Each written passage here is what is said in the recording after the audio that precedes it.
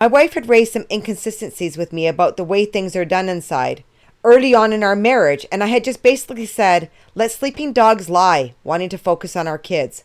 What caused this is she had started listening to some podcasts and reading blogs of American Christian conservatives, which had really opened her eyes that we, as a church/group, were not nearly as Christian or special or enlightened as we are constantly told we are.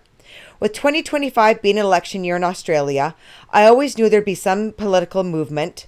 There has been in every election since the early mid-90s. Example, there was involvement in the Victorian election a year or two previous, but the level of coordination was low-key.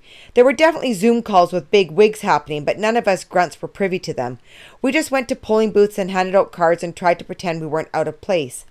April 2025 came and a signal chat was made because of an edict that WhatsApp was naughty and only for business, although 90% of people still use it for their primary communications.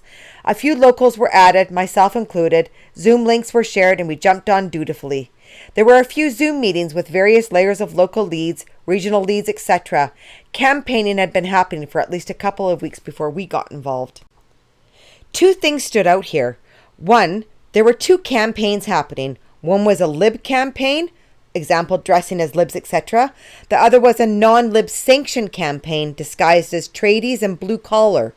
There were rumors of people going into pubs and buying rounds of beer and leaving political stuff behind as part of this.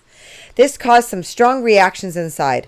Secondly, the swearing. It was sanctioned as a way of not being recognized as brethren, and suddenly young blokes everywhere were set free and it was flowing out of them.